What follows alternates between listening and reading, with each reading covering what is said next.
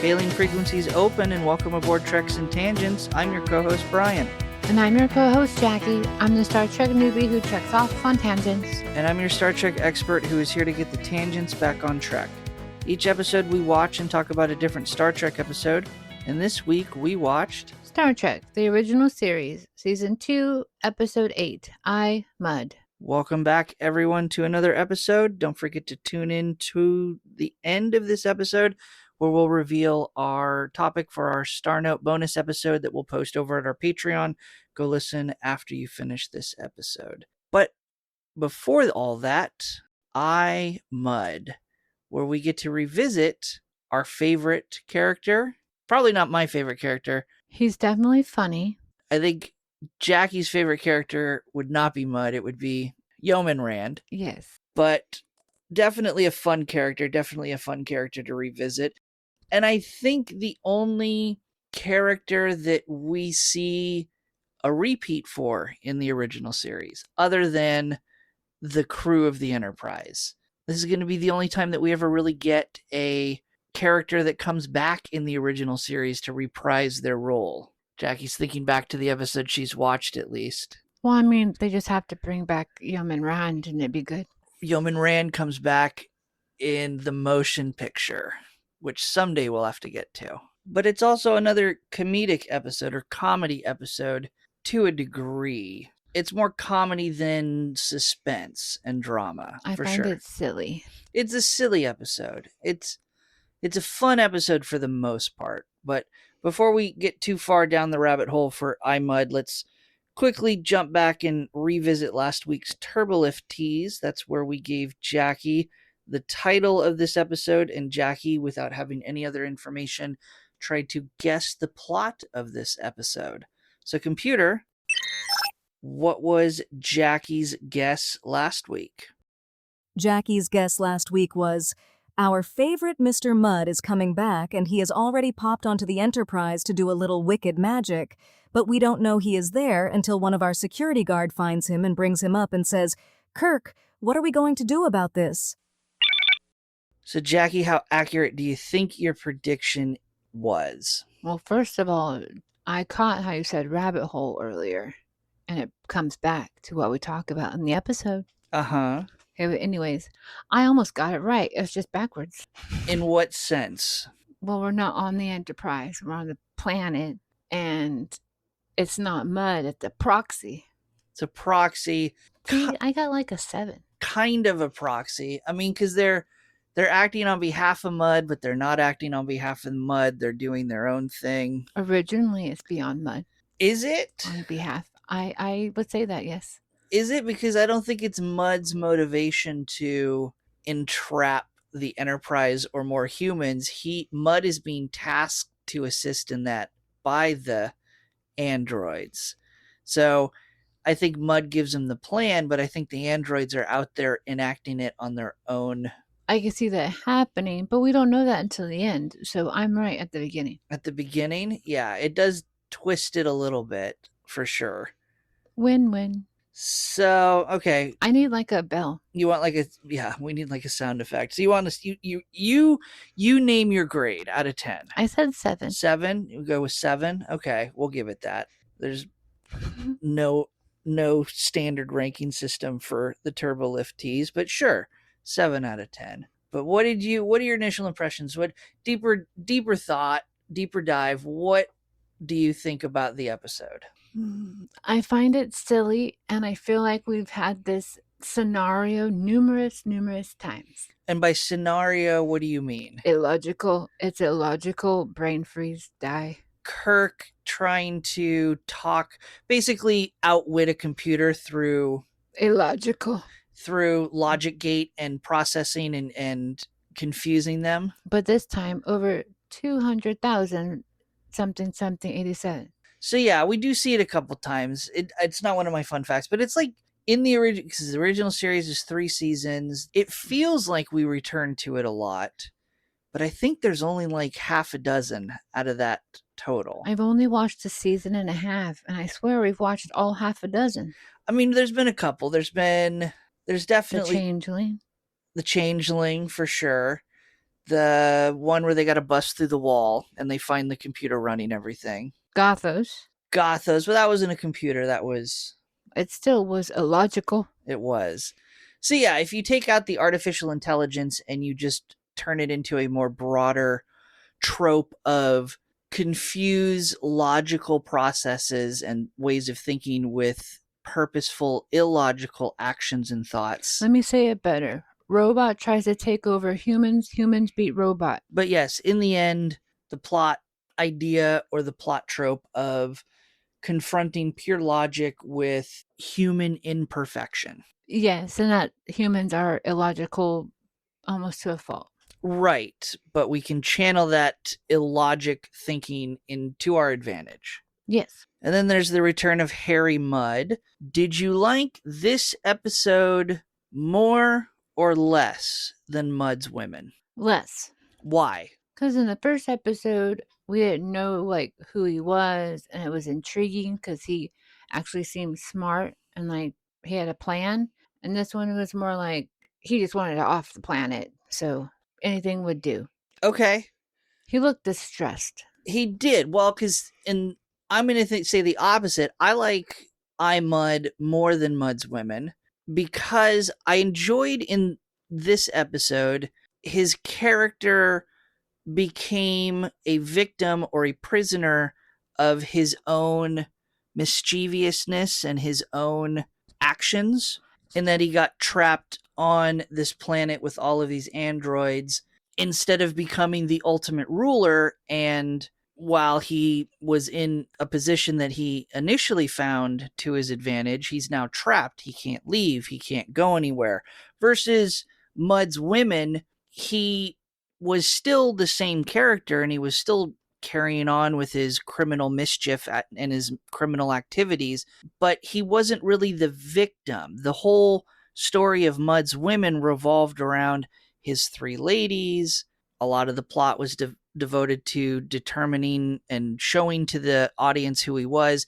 But I like the idea that as a character, and if we saw more of Mudd later, I enjoy the idea that Mudd tries to follow through on some scheme, some criminal activity, and then ultimately he himself becomes trapped, finds himself in peril because of his activities, kind of on the same level as the Enterprise crew. That didn't happen in Mudd's Women. He just had his plan overthrown and thwarted, but he was never in peril, a victim himself. No, I see what you mean. And I like that more for the character of Mudd. And that's why I like this episode more. Besides the other things, besides all of our criticism before of Mudd's Women about the whole sex trafficking. Yeah, well, I wasn't going to count that part. You asked me about Mudd himself.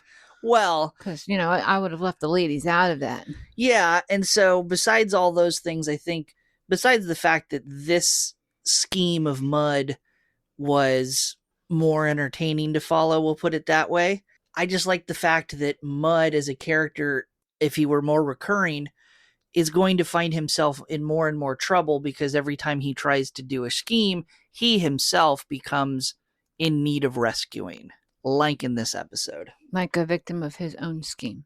Yes. That makes sense. And that's why I like this episode more than Mudd's Women. No, I can see that. A more full-rounded character. Correct. And still the same Mudd that we saw in Mudd's Women. Yes, the out loud, garish clothing. And the witty dialogue, his interactions with Kirk. Yes, because, of course, he's always the entrepreneur, not a thief. Yes. But what I don't like about this episode, and we'll talk about it more as it comes up more and more in this episode, first and foremost, fantastically paced for an episode. Agreed. There was a point where I had to stop and realize that we've got 10 minutes left of the episode, and it felt like it didn't drag on at all. No, every scene seemed to serve a purpose in advancing the plot of the episode. However, a lot of the scenes are devoted to the characters on the screen, the crew of the Enterprise, acting foolishly and acting in a way to overstimulate and cause the androids to shut down through their acts of illogic. Fine, but I think at some point it loses its entertainment value and it kind of starts to feel like it drags on, not because what they're doing on screen is bad, but because it's like the 5th or 6th time that we've seen them do something. I can agree. I kind of got over the double Alice's like the 3rd time they showed me them. That's, I think, rose-colored glasses 2026 versus 1967. 1967, the ability to show multiple identical people on screen at the same time when CGI was not really a thing. And I think that's just because this is a show that's a product of that time. So they didn't have 200,000 brunettes with blue eyes? No, they did not. They Oh. had twins. They casted twins for Oh, that's these cool. roles. That's really cool. But then, like, there's the one shot of Mud on his throne, and it's like a camera shot looking at them, and then you see 2 Alices standing on either side of him, and then from off camera one side 2 more walk on, then the other side 2 more walk on. That's just split filming. And so that, I think, again, sure, you go, how many times do we have to see this? But that was pretty impressive for the 60s. That's the only reason why they do it a couple times. No, that totally makes sense. I like that photography. Just there's always 2 of the same in every scene that you mentioned earlier. Yeah, and it's to drive it home. I mean, as a lady, I could have used more Norman or more of the other gentlemen in the background. Yeah, there's only one Norman. Yeah. Only one Norman. So, no, I just think there gets to a point where they were doing things on screen to confuse them that I just kind of go, okay, we know where this is going to lead. Like the first time when Uhura has the scene about outing their plan to escape by saying, I want to become immortal. I want to have... she tricked me. Yeah, I thought that was fantastic. Yeah, I was like, WTF, girl? But then as time goes on, we have the whole scene where they're dancing and playing music. I like that too. And then we get to the point with the whole fake explosion. That was weird. And we've gotten to the point where it's like, this is the 3rd, the 4th, the 5th time that we're seeing them pull out. We get it. Androids can't see imagination. Yeah, it's like, okay, we've this is another episode of Enterprise, the improv theater group, and I go, I'm over it. I would like the little dimple poke at the end of Scotty and McCoy. It's not even that they just did that. It's not even that they had that moment. Nothing they did on screen I found to be cheesy. I don't care that they had the fake music and the dancing. I didn't find it corny that they did improv with a fake explosive device. None of it was bad. It's just the fact that we had to watch all of it, and it lost, I think, its charm toward the end. I wish they would have picked 1 or 2, maybe a smaller 3rd scene, and that's all that we saw, instead of the multiple scenes that we end up with. No, I get it, because like Scotty has his, Spock has his. Like we could have done without, I love you, I hate you. Doing. Yeah. So I think it's going to be one of my only complaints for the episode, but I don't know. You want to just get into it? Sure. Why don't you walk us through the episode? All right. So as we begin, we find McCoy and Spock walking in the hallway, and there's a new crew member, our tall, blonde-headed friend, and McCoy is the first one to notice something's off. And Spock's like, he's only been here 72 hours. Give him a chance. Right. But I find it interesting that McCoy is the one that notices he's off when he's like the most like, welcome to the group. Yeah, I can understand why Spock may not do it. I think it's more because McCoy also has on his little checklist of duties to do is to get this guy through a physical. And he's missed 2 appointments. I think that's really, even though it doesn't come across the screen as well, I think that's what really leads to McCoy's suspicion over just his personality. Well, they first have to tell us how bad his personality is because they have to make a jab at Spock first. Correct. And then they go, oh, he missed 2 appointments. Right. Which partially doesn't make sense. They never explain where crewman Norman comes from. No, it just appears. He's just on the ship, and we have to assume then, I don't know where he comes from. Does he get beamed on? They have records of him. And why is he in blue? Wouldn't they know who he is, like in general? Because all three of them are wearing blue. I just realized that right now. Yeah, they're all in the medical science division of the Enterprise. If he had snuck his way and infiltrated Starfleet and created fake personnel records and transferred onto the Enterprise normally, as opposed to just beaming aboard as a stowaway. But it doesn't seem like he's a stowaway because they have No. records of him. And part of those records would include some kind of details to him, but no one seems to know anything about him. Right. McCoy's number one complaints because Spock says, you can't put labels. And his arguments are, well, he doesn't smile, he doesn't conversate, and he doesn't give background information. Of course, not describing you, Spock. You know, it's the ears. Right. So exactly why Spock wouldn't have his concerns raised. He would just go, finally, a human that actually has a work ethic. Exactly. Yeah. And then we get several scenes where... attack scenes. Yeah.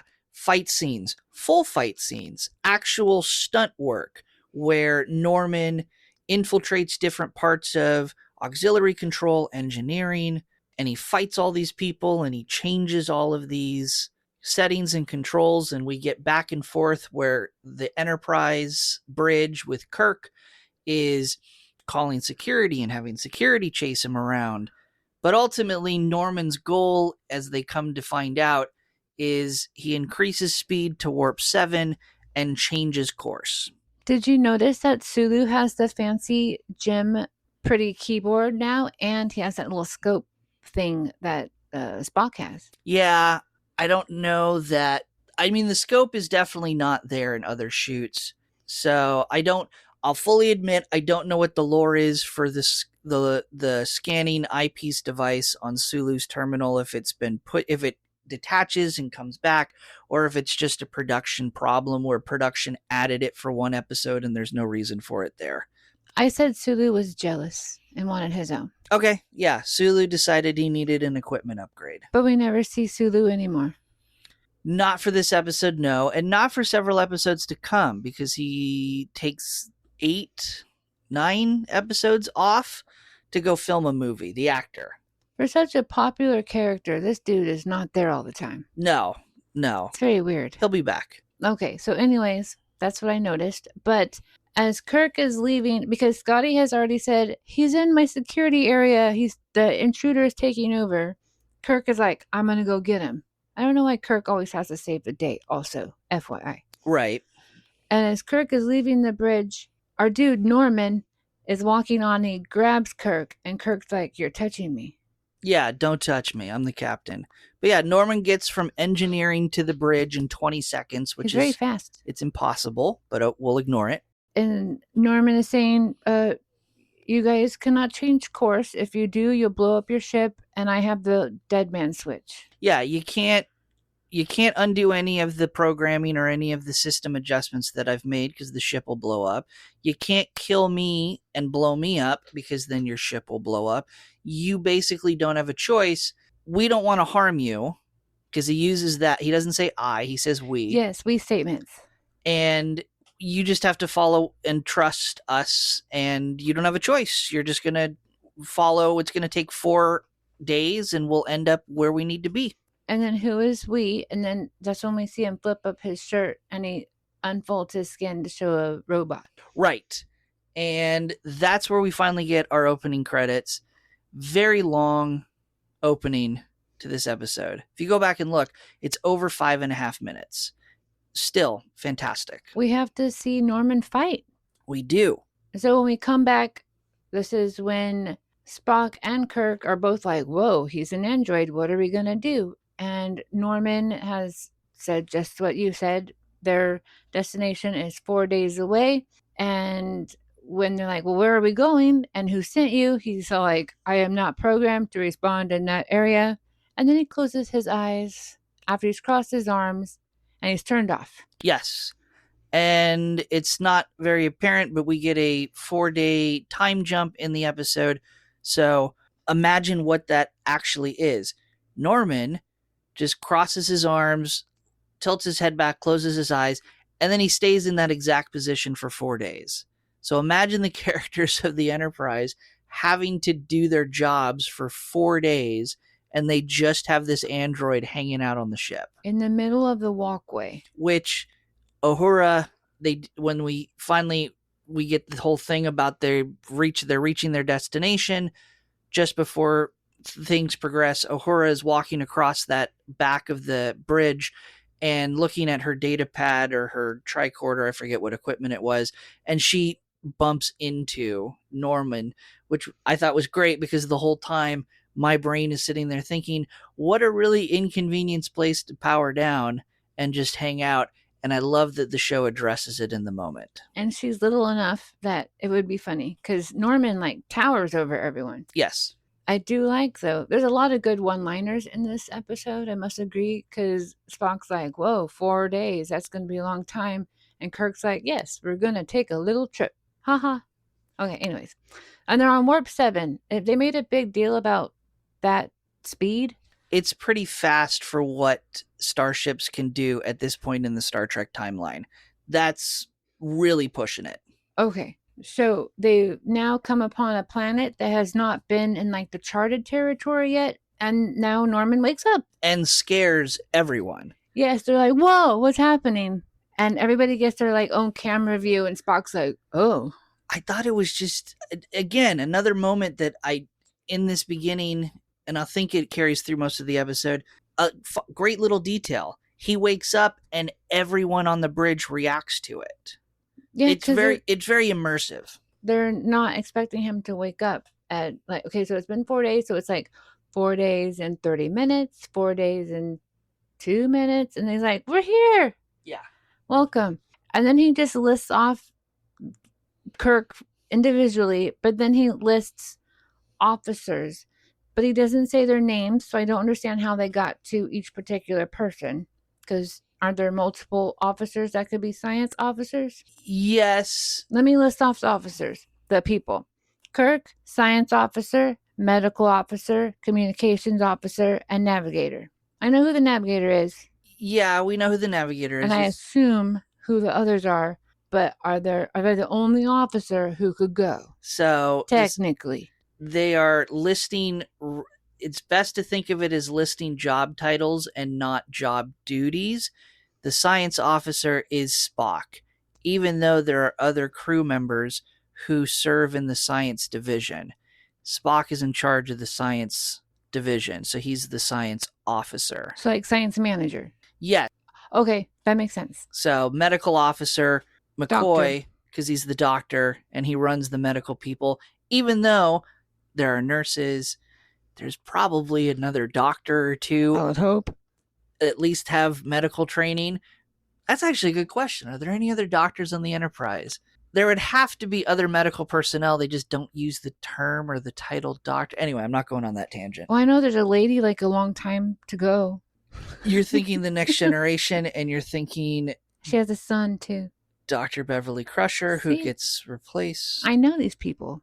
I am not just a layman. Yeah, they don't really have other doctors. They just have medical support staff. So, like, the ship just has one doctor. That's a problem for healthcare in the future.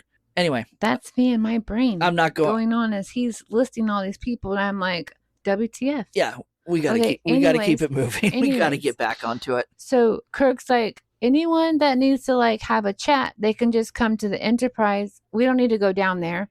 And then Norman's like, do you want me to blow this up? Because we can just blow it up and get it over with right now. Unless you want to go down.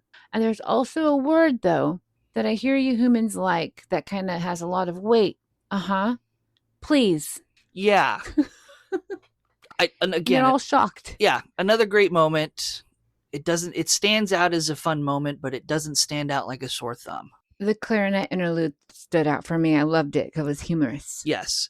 I'm also going to say, in thinking about it, where would Norman decide who gets beamed down?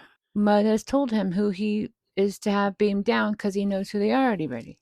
Mud would not know who Chekhov is. Yes, because Chekhov's like, who is this dude? Yeah, we'll get to that in a minute.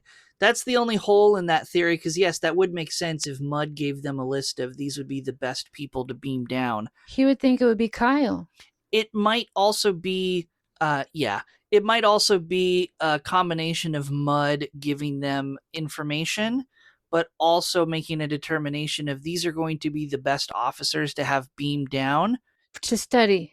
And to make as much chaos on the Enterprise to make it as weak as possible to take over later. That's my headcanon that I'll go with. All right. So now we're on the planet, and Norman's like, this is like your K-type planets. We have pressure domes to ensure you can live. Yes, so not livable on our own like Earth, which is M-class, but okay to live as long as we have structures and life support equipment. Do we have A through Z types? Yeah. Oh my. Okay. That's wild. Okay.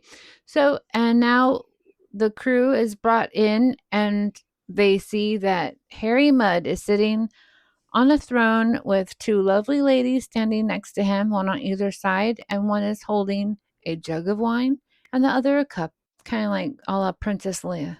And perfectly shot, too, as they enter this little throne room, for lack of a better term for it.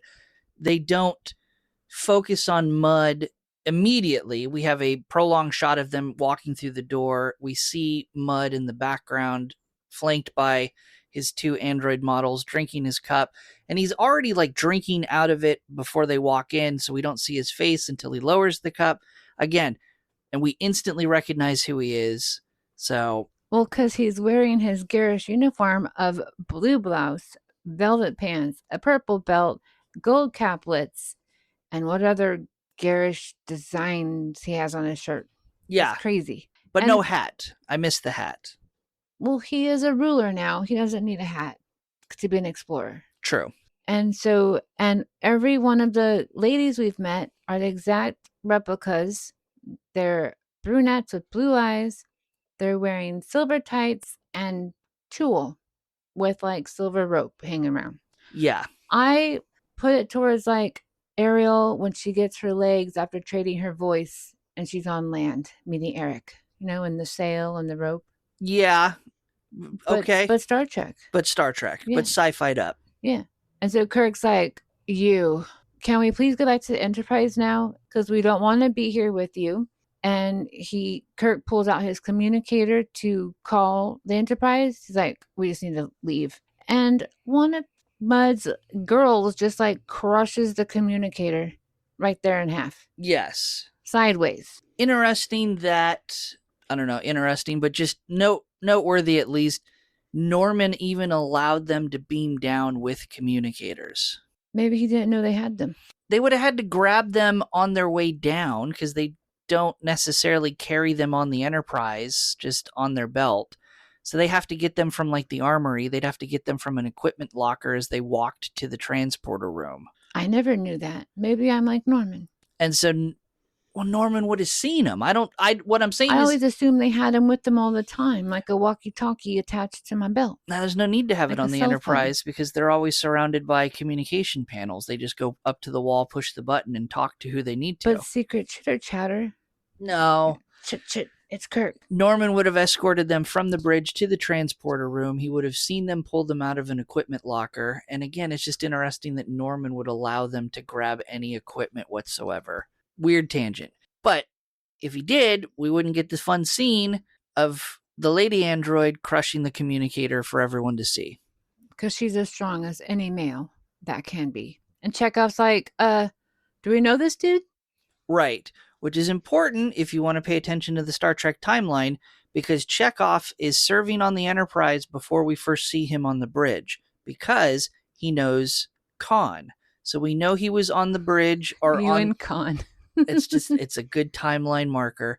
We know Chekhov was serving on the Enterprise during Space Seed because he knew who Khan is. However, he doesn't know who Mud is, so he wouldn't have been on the Enterprise for that. So he came on board somewhere between those two episodes. And the actor got a haircut between this one and last episode. No, his or hair... better stylish.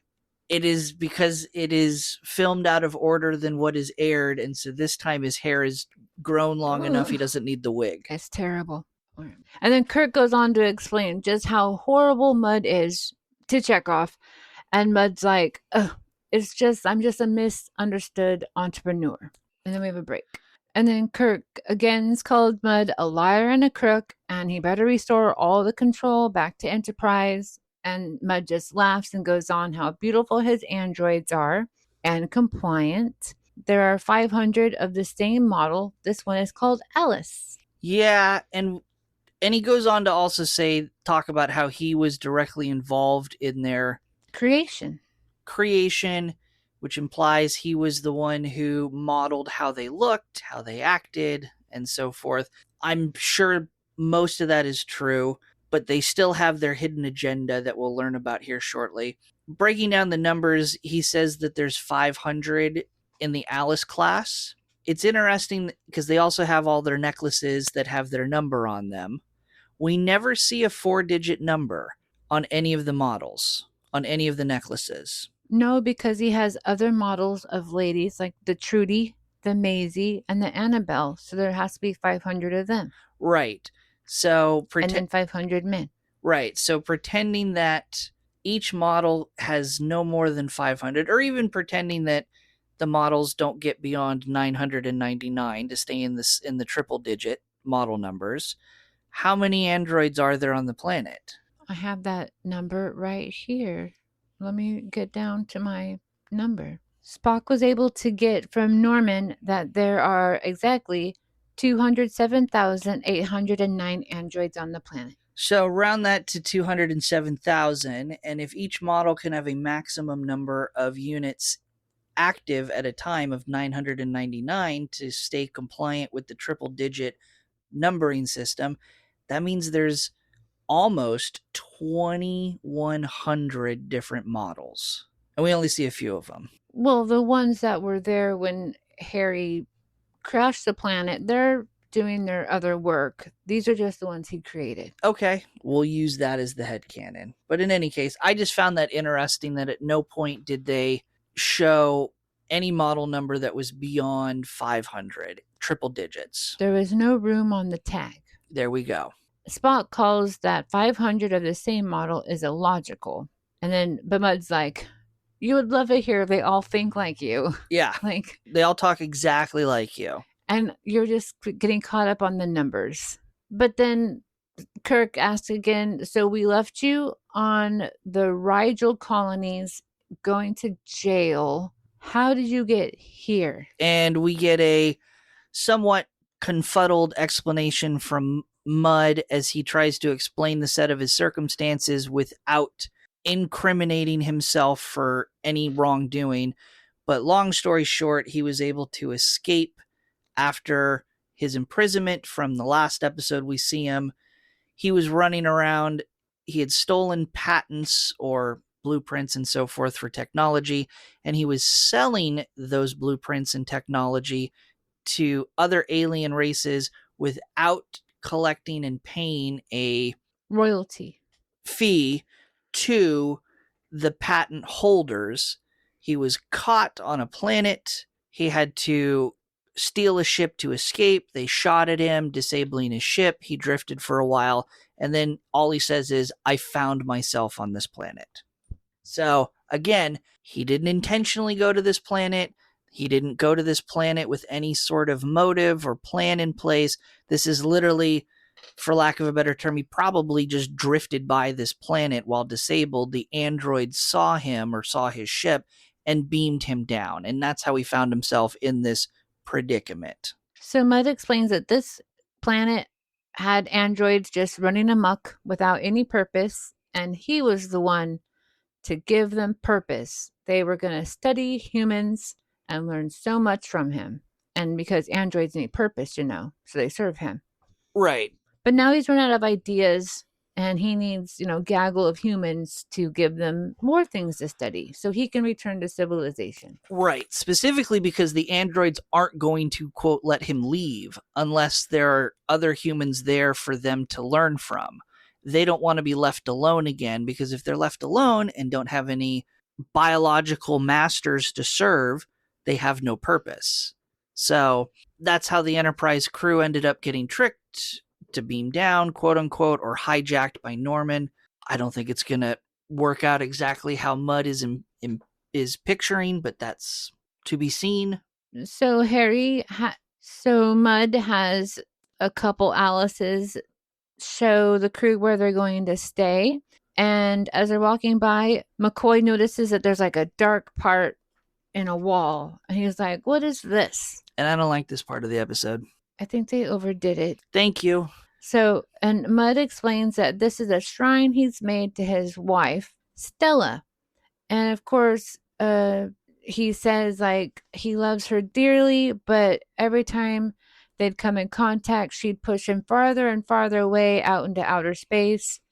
And then McCoy again makes a comment like, great, you're just going to go to outer space and still bring her along. Interesting, because he created an android form of her, but only one. Right. And only created it for the purpose of existing in this little nook so that he can turn her on, listen to her nag at him for 2 or 3 seconds. He can yell at her to shut up. And because she's an android, she has to follow that command. And so it's literally just a ego boost, an emotional punching bag. Yeah. For Mudd. And they didn't make her look pretty at all. I love her dress. Don't get me wrong, like when we see it at the end. But I think they could have made her more pretty instead of looking like one of the witches from Hocus Pocus. Her dress it's been modified since it appeared, but it is used in the episode The Conscience of the King. That episode that had the Shakespeare's actors. Oh, well, I like it now. Yeah. It's beautiful. It's peacock, has lots of feathers. I think it's gorgeous. But his wife, I think they should have made her prettier. Yeah, and again, it's just overdone. It's just not needed. They could have done once and then done it. That's enough. I'm fine with them leaving that whole plot point out of the episode. Then it wouldn't be funny at the end. Yeah, but in any case, the androids lead the Enterprise crew to a quote-unquote recreation area that is kind of a central area to all of their quarters. We get a retelling of what we just went over about the fact that these androids were created by people. They call them the makers. They served them, but their solar system, their sun went supernova, and the only people that were saved were androids and makers that existed in remote science outposts. And eventually, the androids outlived the makers. And Norman was one of those surviving on the outpost. Yes. And so that is the only reason these androids continue to exist, but all the makers have died off from old age. It's been so long since. Norman also has the number 1 on his tag. Hint, hint. Hint, hint. And so we get a drawn-out scene process we'll quickly cover to keep things moving forward. All of the Enterprise crew get to experience what life would be like on this planet being served by the androids. Chekhov is immediately falling in love with the female models. Well, they are pretty. In a romantic way. Spock gets to go to a control room where the technology is fantastic. Scotty gets the same treatment. Uhura gets to see how the androids are made and learns that they can take a human brain and implant it in an android so that they live forever and have immortality and unlasting immortal beauty. Basically setting up the whole idea of Kirk thinking to himself, how am I going to convince the crew to fight back and go back to their lives and get back to the Enterprise and escape if they've literally just been shown that they can live out their lives in paradise? I do want to back up some because Scotty was supposed to stay on the ship. And when he arrives, that's when Kirk has been told that all of the crew, all 400 of them, have been replaced by androids. Right. Because Scotty's like, why am I here? Right. Yeah, they're trying to figure out why he was there. You are right. He was the last one to get taken off of the Enterprise. But yes, the entire crew, even though we don't see anyone other than Scotty, right, we're told that all 400-ish crew members of the Enterprise have been forcefully beamed down to the planet and have been replaced with android counterparts. So Kirk calls for a powwow of his crew, and he's like, "We are birds in a gilded cage." And of course, Chekhov's like, "But it's such a beautiful cage." That's a fun line, I think. And O'Hara's like, "It is pleasant. It really is." And Kirk's like, "Snap, snap, get out of there. We belong on the Enterprise. That's our actual home." And as they're talking, Alice 471 walks in going, "Anything you need?" And Kirk's like, "My ship." And Alice's little tag starts to blink and chirp. And she's like, "I'm not programmed to." And then Kirk like finishes out her sentence. But she then says, "I can still get you anything you want because we want to make sure you're happy." And he's like, "Well, that's not the problem. We are unhappy." She doesn't understand what unhappy is. And so Spock like takes the lead and explains that when a human's wants and desires are not fulfilled, that's unhappiness. So then again, Alice is like, "Well, then what's not fulfilled?" Kirk's like, "We want the Enterprise." And then she replies, "Enterprise is a mechanical device. You can't want that. Like that doesn't mean anything." And then Kirk's like, "No, she's a beautiful lady and we love her." And Alice 47 then responds to that outburst as illogical. And she is like telling all of the units around her that they're going to call Enterprise a lady and it's illogical. And she leaves the room. And specifically, what she does, because it's a clue for later, is she just speaks out loud and asks Norman to coordinate. Yes. Which is going to be the big clue that tips the hand so that Kirk and Spock can figure out that Norman is kind of the central processing point for all of these androids. And then she's also going to study what unhappiness is, because obviously they have to learn more. Right. And then we jump to the throne room and they confront Mudd. And this is where we get a little scene where Mudd is saying that he's going to leave. He's done his part. He's delivered He's so happy. New humans to the planet for the androids to serve and study. So he can leave because he's bored. And the androids reveal that, no, you can't leave. You're illogical. You're kind of a bad person, Mudd.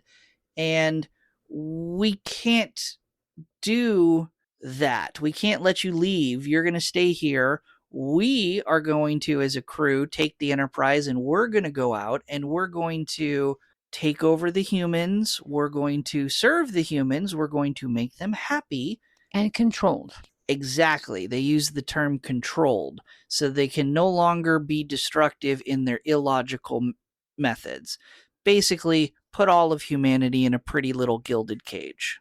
And then we get a commercial break, and for those keeping track, we are about to start the probably like the last 10 minutes. Yeah. it's Act 4 and it wraps up, and again, it's may not seem like it based on our explanation of the episode, but it's fantastically paced where it just feels like, oh, wow, we're only 10 minutes away. That's cool. You don't ever feel bogged down, except maybe in these last couple scenes. But also with this actor, even with the Mudd's women, I think this actor helps move the show along because he's so entertaining. Yes, and which is why if we had more episodes with Mudd in it, I would want to see him become the victim of his plot and not just the villain. I would rather see him put into the situation rather than drive the situation, so to speak, like he did in the first episode. I would rather him be a victim and need rescuing, because then it kind of pushes him a little bit into the background where I think his character is better suited than in the foreground like we saw in Mudd's women. I can see that. But we needed the first episode to show who he was as a whole. Yeah. All right. So now we have another powwow. And how are the androids going to run Enterprise? And Spock has already asked that very same question, because they're going to tell them, the humans, anything. Because how can the humans know more than them? And Spock said that the androids just have to add cybernetic additions and they'll be able to control everything. But then Scotty also comments how robots and androids cannot think independently. And this is where they all realize that Norman is the one. He's like the head dude, the one that coordinates everything from that weird podium he stands behind. And so we need to figure out how to knock everyone out, for lack of a better term, like override them, like confusing Alice earlier. Yes. And so their first illogical plan, or their first part of their plan, is that Harry has to be sleeping. And McCoy, he has that trusty syringe with him, and he puts Harry to sleep. And he's sick. McCoy needs to go to the Enterprise to get all the medical supplies. But the androids won't let him go because there's a medical lab below him. Yeah, it's kind of interesting in the sense because before they get the syringe, they have to tell one of the Alices that he's sick and McCoy needs access to his medical supplies that he, I guess, brought down with him. Fine. But in that conversation, Alice is saying that, oh, he's sick. You have to help him. You have to fix him. You have to treat him. He's malfunctioning. You deal with it. And I'm like, you guys are service androids. You fix him. Like, is that what you said when your makers got sick? You just, oh, you got a boo-boo? I'm so sorry. Here's a Band-Aid. No, they wouldn't even give the Band-Aid. They would look at him and say, go find a Band-Aid. Go find the first aid kit. We're androids. We don't do that, baby. Sorry. They haven't learned how to fix these humans. They're this. Harry Mudd was perfect bill of health. That's a bold-faced lie. Well, they do mention he's gained weight. Yeah, they do. And Uhura, though, jumps up and says, this is a trick. They're tricking you. Don't believe them. This is just a diversion. And then Alice just leaves, saying, Uhura, your new body will be ready in just 24 hours. Thank you for telling us this. And then as Alice leaves, Kirk's like, good job, Uhura. And he picks her up. Kirk needs to keep his hands off these ladies. Yeah, Kirk's going to become an HR issue. Oh, my goodness. But again, fantastic scene, I think, for the episode. As a viewer, it was kind of like the way they portrayed it. Even as a viewer, for a moment, you're like, whoa. And I was like, it wasn't that pretty, girl. She just sold them out. And then, but I will also say then, it was an immediate flip where they give the reveal to the viewer, to the audience, to show that it was all a ploy, to bring them in on the plan. Again, great. And then Kirk's also like, we're going to take these Alices through Wonderland. A little cheesy, but okay, Kirk. And then I call Operation Illogical presumes. Dun, dun, dun. Resumes. Dun, dun, dun. So Kirk goes to the throne that the original, I'm guessing, two Alices are hanging out at. Kirk goes to the throne, and he just plops on there, and two Alices come asking, what do you need? They don't even call him my lord or anything.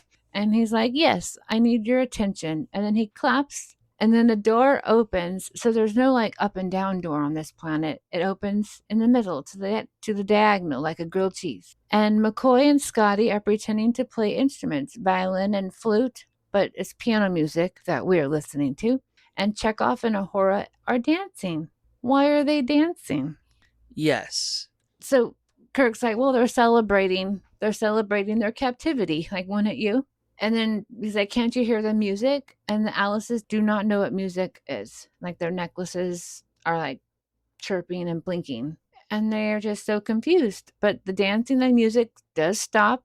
Chekhov is on the floor after Uhura slaps him.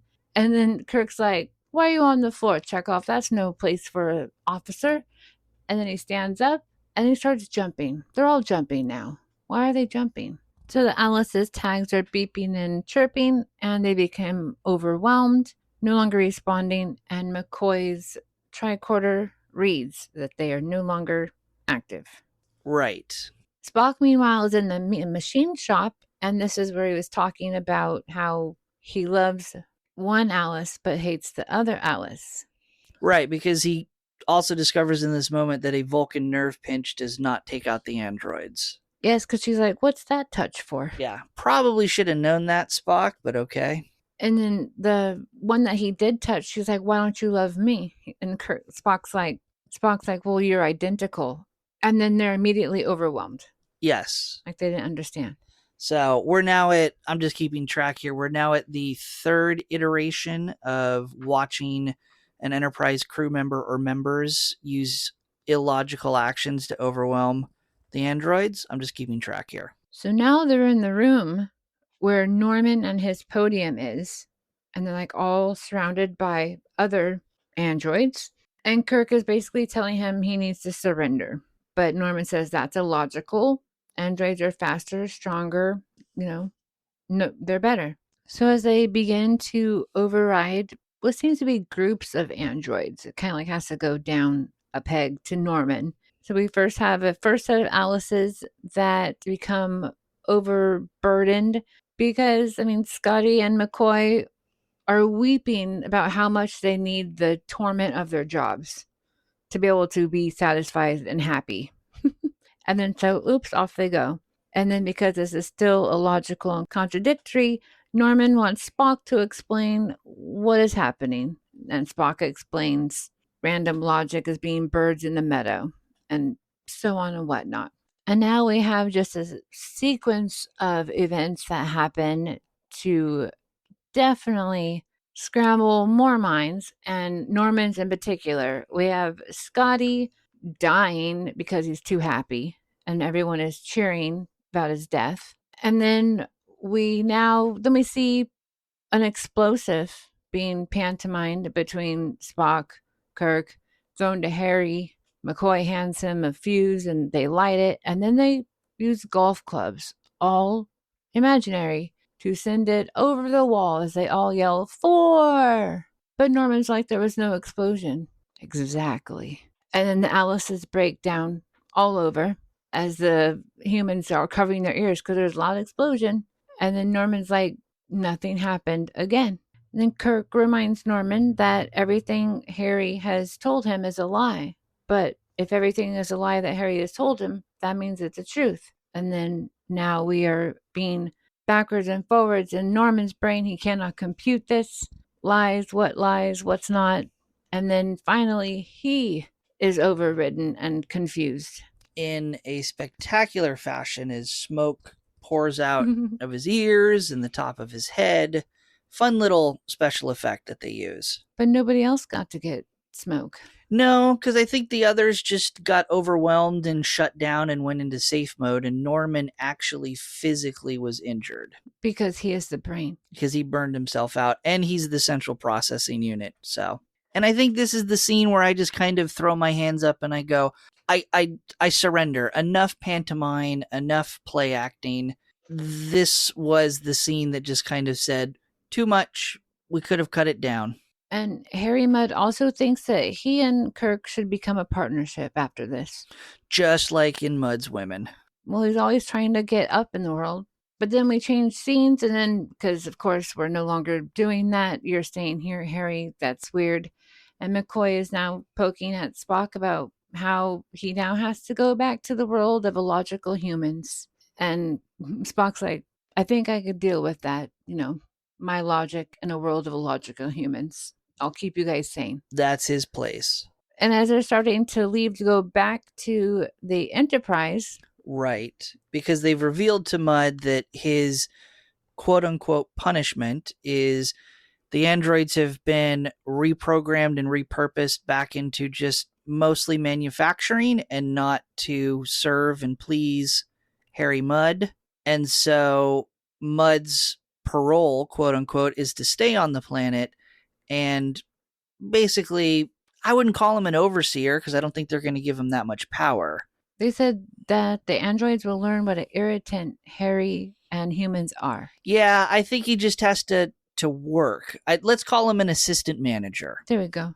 But he still has his beautiful models. He can still look at them because we see all of them spread out. Right. We get several of the new models that we see. And he thinks for a moment that he's getting away pretty easy. But don't forget, we still have Stella. They left him with a gift, and they made him his real own android wife to yell at him forever. That he can't turn off by telling her to shut up. And we get a reveal that it's not just one, but 3. 500, because the third one that comes in is number 500. I didn't see that on her neck. That's awesome. We just see the 3, but yeah, there's 500 of them. Fine. I think a little overdone. I would have done 3. I think the whole plot line of his wife is overdone. The only reason that we get to see her in the quote-unquote shrine and they introduce her is for this last little gag at the end. Well, he has to be punished. He's on parole. Right. And they leave him there. They beam up. Thankfully, we don't get a little scene back on the bridge where they try to lament any final lines. It's just the Enterprise leaving orbit, and that's it. Roll credits. So, Jackie, what are your final thoughts about season 2, episode 8, I Mud? What are your final thoughts? I mean, I liked it again. I feel this was another episode that the actors got to have fun with, not just beating the same old thing, even though it is the same storyline.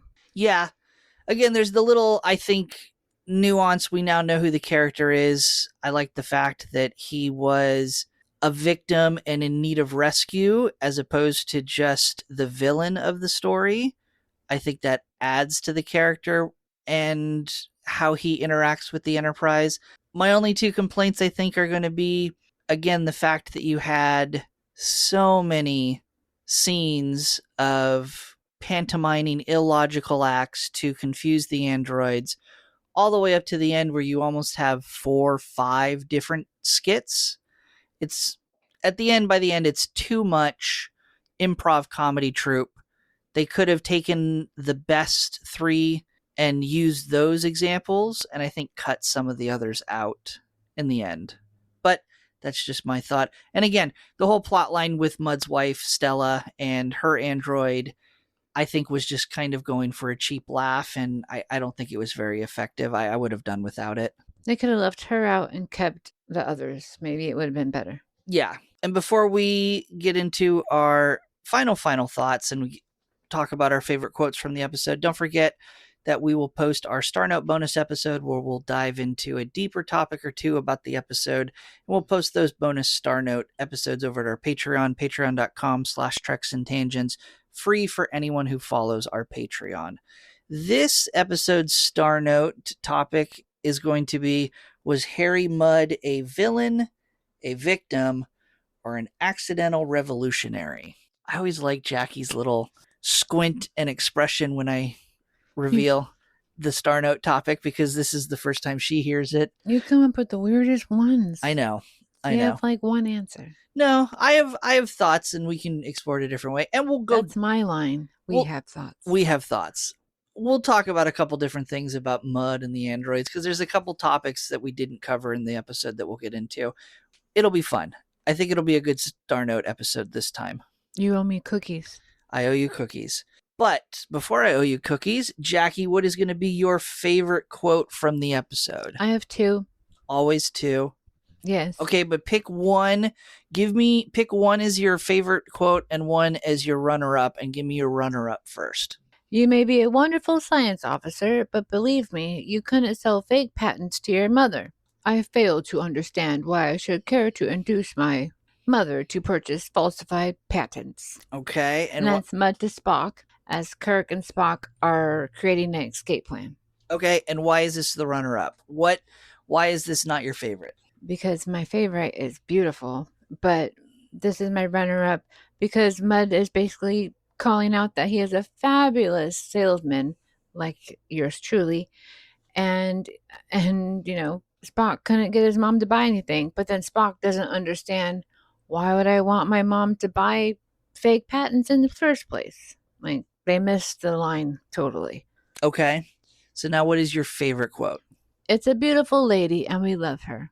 That would be Kirk describing the Enterprise to one of the Alices to try to get her to beam them back to the Enterprise.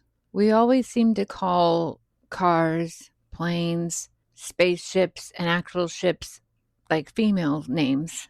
I find it interesting. And I really I liked how passionate he was, because Alice 47 just kept calling Enterprise a thing.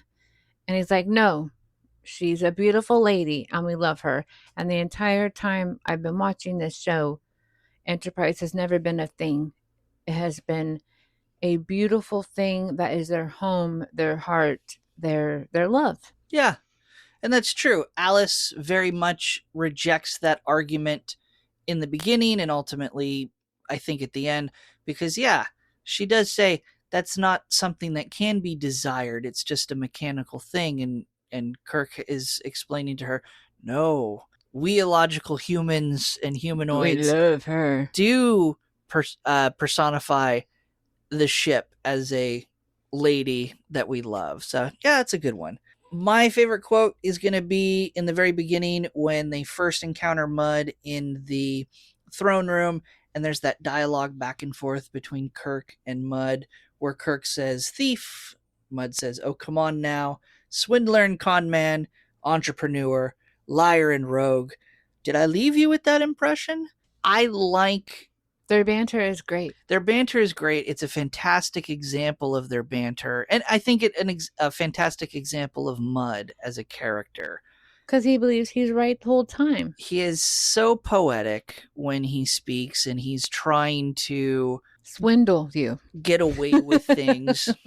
So I just like that moment because it was a fantastic back and forth. It didn't feel cheesy at all. No. It felt very in character for both of them. And not only in character for each of them individually, it felt very in character for their relationship to each other as adversaries.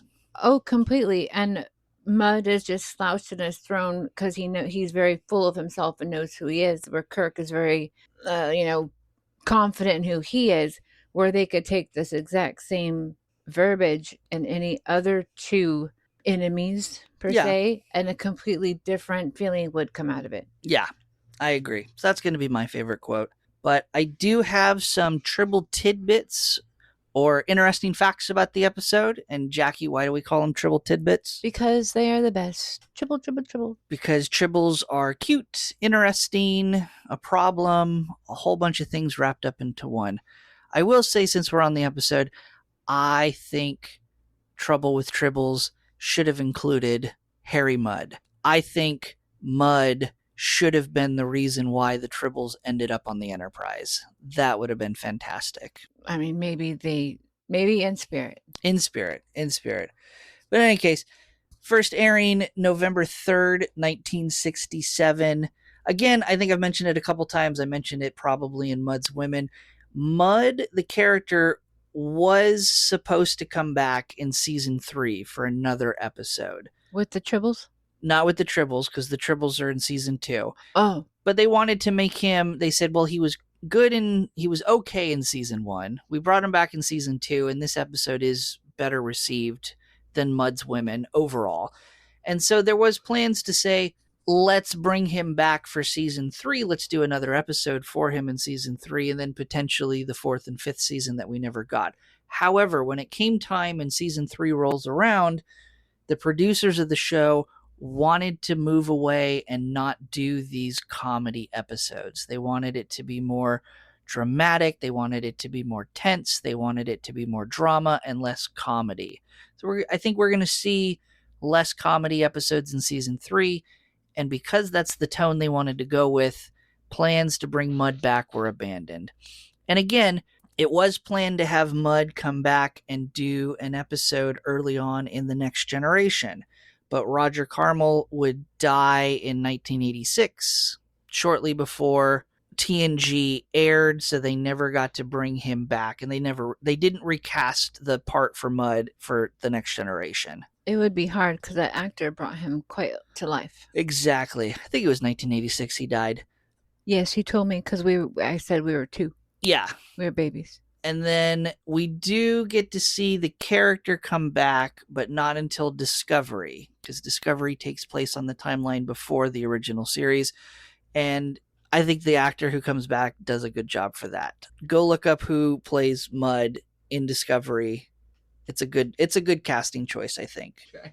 It also should be noted that there are unconfirmed talks or rumors or stories that, again, Mudd was a liked character, so there was talk about doing a spin-off series that would focus on Mudd.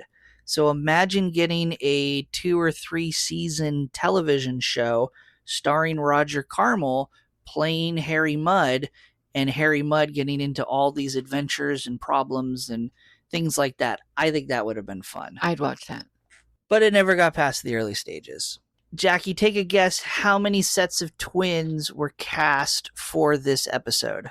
I have to count the I have to count the androids. We got Trudy, Maisie, Annabelle, Alice. There's 5 ladies, and then the dudes in the back. So I'm just going to say like 7. So there were 4 sets of twins. They were all ladies. None of the men are twins. They just made them look alike. Well, all of y'all look alike at times. But they cast 4 sets of lady twins to play the different android series. Some of those background twins in those background series that we don't see for very long on screen, they ended up reusing twins to play different series. This is officially the longest opening to an original series episode, as I mentioned, coming in at 5 minutes and 35 seconds. It did not feel like that. The Maisie and Barbara series of the androids are wearing the costumes from 2 of the 3 women from Mud's Women. I knew I recognized them. So the pinkish dress and then the green dress. The purple dress did not make a reappearance. Oh no, that one's special. Which is too bad because it should have been the green dress and the purple dress. Those would have been the 2 women that would have been fully in compliance with Mud from the original episode.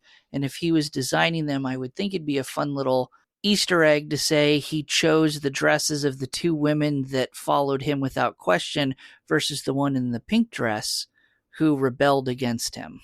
We mentioned earlier it's kind of a big plot hole, or at least an unanswered question of how Norman ended up on the Enterprise to begin with. It's also a plot hole because at the end, when they overwhelm all of the androids and they deactivate them, how do they get back up to the ship? Yeah, because the communicator's broken. And the ship is full of androids that either Are broken. would have been broken, or if they weren't broken, they still weren't going to just give up and let them all beam back up. So yeah, it's just kind of an unanswered question. But yeah, those are going to be your trivial tidbits for the episode. And this is where we'll share our episode ranking. That's where we each pretend that the episode is a member of our crew for our fictitious starship in Starfleet, and we'll assign a Starfleet rank to the episode. A higher rank means not only were we more entertained by the episode, but we find the episode to be a more important and valuable member of our crew for our starship. A lower rank, of course, means the opposite. We weren't as entertained, and the episode is a more disposable member of our crew. Our ranking starts at the bottom, where we can have an unlimited number of ensigns, lieutenant junior grades, and lieutenants. And then toward the top, the second half of our rankings, we can have 7 lieutenant commanders, 5 commanders, 1 captain, and 1 admiral. If none of that makes sense, don't worry. We'll post a full graphical representation of our rankings over on our Patreon, patreon.com/TreksandTangents, where you can check out where all the episodes are ranked up to our podcast publication. The visual will go live Wednesday, the day after this episode. Jaci, for your starship, the USS Luminara, what rank do you assign this episode? I'm giving it a flat lieutenant commander. Lieutenant commander, which is going to be your first of 7 lieutenant commanders for the season. Why this rank? I just think it's a good middle of the road one, and it should not be my ensign, but not be my admiral. Okay, just a middle of the road, but I would say just above average rating. So. Yes, I liked all the little pantomime stuff. Okay, I'm going to go ahead for my starship, the USS Comet. I'm going to go ahead and give it a rank of commander. This is going to be my 3rd commander for my starship this season. Again, I think it's very entertaining. I really like the character Mud. I really only have the 2 kind of complaints, quote unquote. The fact that some of these pantomimes of these amateur improv actor troupe of the USS Enterprise go through to confuse the androids gets to be too much by the end of it. It just kind of drags it out a little bit. And the fact that I really just don't care about the extra little part about Mud's wife, Stella, I think that could have been left out of the episode. It kind of detracts from the overall tone of the episode. But overall, it's highly, highly entertaining. And it's just fun to watch. So I'm going to give it the rank of commander. And I think the rest of my rankings for this season will continue to be slightly illogical as I look through some of this stuff. Yeah, you already got 3 out of 7. Yeah, and I mean, like, one of my commanders is Cat's Paw from last week, and that's not really And your admiral's already filled up. Yeah, you better be careful. It's not like last. My admiral is already filled up with the Mirror Mirror Universe episode. So, yeah, we'll see how it all falls out. I don't really know what my captain's going to be. I'm trying to think of the rest of the episodes for the season. I don't know what I'm going to put there. See, I'm being cautious. We'll have to see. Again, if none of that makes any sense, reminder, you can see a visual representation of our rankings over at our Patreon, patreon.com/Treks and Tangents. As of this recording over at IMDb, Jackie, take a guess. What do you think the episode ranks? Like a 6 to a 7. As of this recording, 7.3. Oh my gosh, these crazy people. For iMud over at IMDb. We'll be back next week to trek through another episode, but this is where we'll give our turbolift tease or elevator pitch to the next episode's plot. I'll give Jackie the title of the next episode, and Jackie, with no other information, will give a brief pitch to that plot. Jackie, next week's episode is entitled Metamorphosis. The Enterprise comes upon a group of aliens that start off as like ugly grub thing, but then once they go into a cocoon, we're able to see them change and become these beautiful like water aliens. And then we learn about a new species. And tune in next week to see how accurate Jackie's prediction is. If you want more show information, you can find and directly support our podcast on Patreon, patreon.com/Treks and Tangents. Again, as we just mentioned, we have our graphical representations of our rankings for each episode. Every episode, we post a bonus Star Note episode that is about 10 to 15 minutes. You can go through and binge those pretty quick. But we post one where we just kind of go on a deeper dive and don't really follow any kind of script or structure. We just talk about whatever we want for the episode. We have once a month, we dive into the animated series where we break down an episode from that. We have all of the test episodes we recorded for the podcast posted there, where we worked out some of the glitches and bugs, figuring out how to become a podcast. So go check it out. Greatly appreciate your support. Also, continue to follow and like and subscribe on the episode wherever you consume the podcast. Tell us, what did you think about the character Mud? Since this is going to be the last time that we see him in any kind of regular sense, Jackie does point out to me that we do see him later in the animated series, but this is the last time that we see this actor in Star Trek. So what did you think about Mud? What do you like about him? What do you not like about him? Let us know your thoughts. You can also follow us on x.com at Treks_Tangents. We're on Instagram and Blue Sky at Treks and Tangents. Jackie, where can people find you, and what are you up to? I'm still hobbling around on Instagram as Jaboom, JIBBOOM. I've been posting my physical therapy journeys. I'm getting pretty good at CapCut, so hey, add space, please. Just kidding. But yeah, I have my hip replacement information, service dog, disability advocacy. Not doing lots of fashion lately because we can only wear so much stuff. But hey, we're hanging in there. And I'll see you next time. And you can watch me stream a variety of video games over at twitch.tv/PiratePoundTown. On YouTube, I post video games and other random content on my main channel, Pirate Pound Town. Coin collecting and other hobby collecting content can be found on YouTube at Pirate Treasure Hunting. Socially, I'm on Blue Sky, Pirate Pound Town. And on Instagram, I'm just Pineapple Cannibal. Links to all social media mentioned can be found in the episode description. Thank you everyone for tuning in to this week's episode. We hope you had fun like we did, and we will see you all next week. And enjoy being your illogical self. End transmission.